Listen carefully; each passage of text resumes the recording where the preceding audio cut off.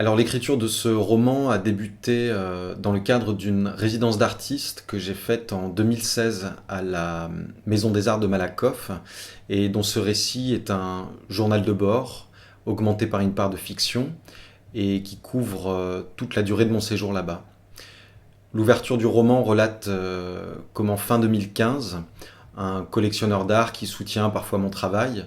m'a passé un coup de fil, de prime abord tout à fait anodin, pour m'informer de l'existence de ce centre d'art que je ne connaissais pas et de son programme de soutien à la jeune création, programme auquel il m'invitait à candidater. Et durant cette conversation, en entendant, ou plutôt en réentendant le nom de Malakoff, un toponyme tout à fait exotique et improbable pour une ville de la banlieue parisienne, j'ai vécu une sorte d'anamnèse ou de retour de mémoire qui m'a rappelé la grande curiosité que j'ai longtemps éprouvée à l'adolescence pour le nom de cette ville et plus encore pour le travail d'un peintre, pastelliste et aquarelliste qui s'appelle Sam Safran et qui justement a travaillé toute sa vie à Malakoff.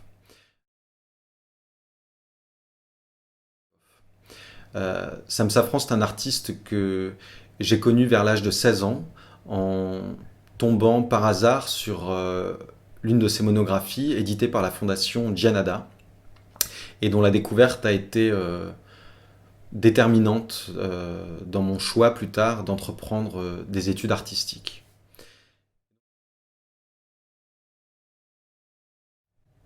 Mon projet à ce moment-là était tout à fait flou puisque j'avais simplement en tête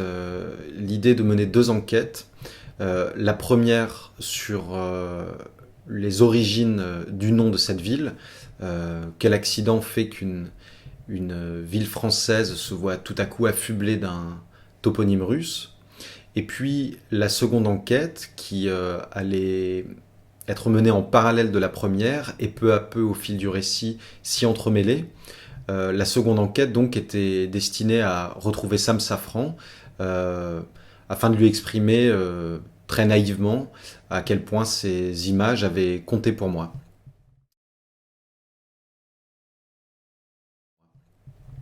À ce moment-là, je ne savais pas encore si tout cela prendrait la forme d'une vidéo d'art, d'une conférence un peu expérimentale comme j'avais déjà pu en faire,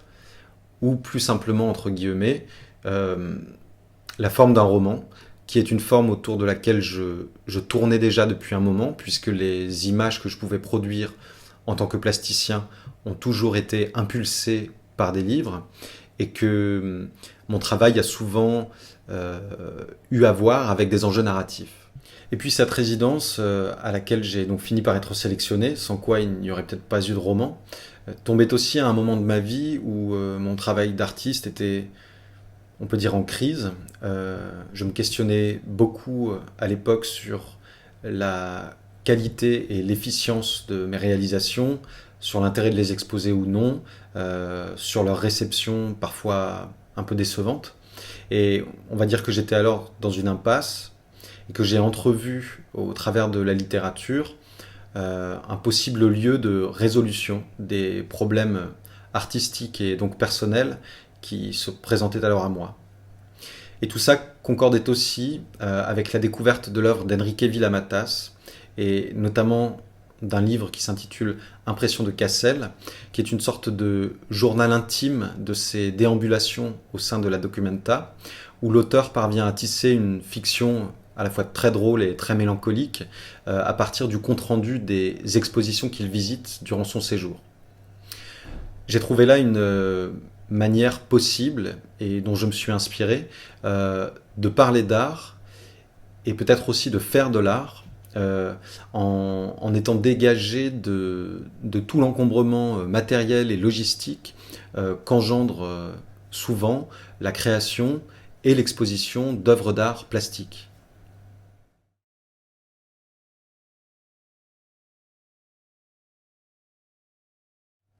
Donc ces deux questions, à savoir où dans Malakoff se cache une possible Russie et où dans Malakoff se cache la personne fantasmée de Sam Safran,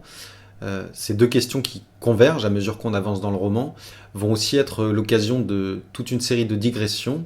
qui vont amener le narrateur à se déplacer ou à voyager non seulement dans l'espace, mais aussi dans l'épaisseur du temps. Il y a comme ça donc deux motifs qui reviennent de façon obsessionnelle dans l'esprit du narrateur et dans la structure du roman. Ces deux motifs, c'est d'abord la guerre de Crimée, puisque la ville de Malakoff doit son nom à une tour qui a été détruite par l'armée de Napoléon III lors du siège de Sébastopol. Tour qui sera ensuite reconstituée en France, à l'endroit où se trouve aujourd'hui Malakoff, qui sera ensuite à nouveau arasée par l'armée française lors de la guerre de Prusse, et qui va finir par réapparaître aujourd'hui sous la forme d'une peinture en trompe-l'œil qui orne la façade d'un petit hôtel dans le centre-ville de Malakoff. Voilà, cette tour et ses multiples transformations dans le temps vont traverser comme ça tout le roman. Et puis le deuxième motif, c'est la lettre Y, dont le narrateur décide d'amputer son prénom,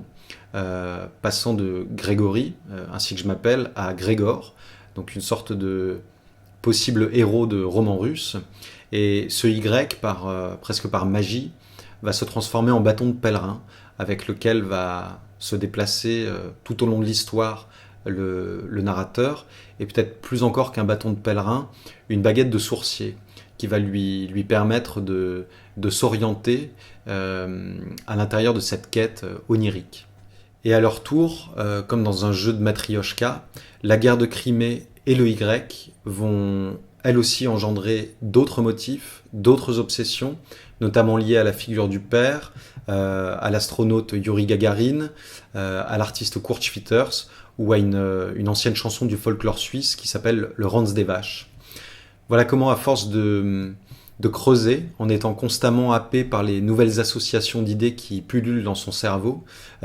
Grégor va aussi peu à peu replonger dans son enfance et dans des souvenirs liés à Avenau, sa ville natale en Alsace, en laquelle il voit une sorte de pendant de Malakoff. Et cette construction du roman qui nous entraîne dans la psyché du narrateur, qui nous entraîne comme ça en spirale, et qui rejoue sans cesse la même poignée de motifs avec chaque fois de légers ajouts ou de légères variantes, emprunte justement beaucoup aux œuvres de Safran et notamment à ces structures d'escalier en colimaçon que l'artiste a dessinées pendant toute sa vie,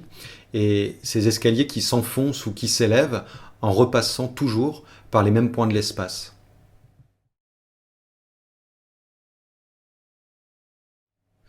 La narration est aussi balisée par un certain nombre d'images très hétérogènes qui sont insérées dans le livre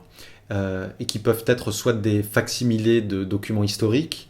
des captures de films que j'ai pu visionner durant mon temps de résidence, des reproductions d'œuvres d'art, notamment bien sûr de Sam Safran, ou bien encore des modélisations 3D de la tour Malakoff et de son parc, tels qu'ils ont dû exister au milieu du XIXe siècle aux abords de Paris. Et toutes ces images que Grégor épingle à son histoire, un peu comme un entomologiste, viennent suggérer au lecteur que tout ceci est vrai, que tout ceci a bien été. Hein, on est là dans la photographie comme un instrument de preuve, mais elles ne se départissent jamais non plus d'une certaine ambiguïté, puisque il n'est pas impossible que le narrateur, dans sa folie, ait lui-même fabriqué ses preuves de toutes pièces pour faire adhérer le lecteur à son délire paranoïaque ou à son délire d'association.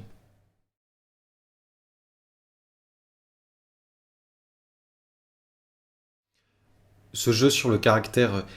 équivoque des liens entre le texte et l'image a été le principal moteur de mon écriture. Et c'est une façon de faire qui doit évidemment beaucoup à l'œuvre de quelqu'un comme Winfried Georges Sebald, ou plus récemment, pour les auteurs qui me touchent, à Philippe Artière, qui a beaucoup réfléchi à une possible fiction des archives. Et puis c'est une approche de la notion de document qu'on retrouve aussi chez des artistes comme Richard Long, Bastien Nader ou Gina Payne, par lesquels j'ai été très influencé, des artistes qui ont toujours préféré exposer la trace de leurs expériences artistiques, laissant ouverte la possibilité que cette trace ne soit que des constructions fictives, mais qui préféraient exposer ces traces plutôt que les expériences artistiques dans leur vérité, on va dire. Voilà un peu comment j'ai travaillé les images à l'intérieur de ce récit, avec l'idée que par leur présence et leur duplicité, elles viendraient à la fois ou simultanément confirmer et infirmer les propos du narrateur, et qu'elles seraient autant des témoignages que des faux témoignages.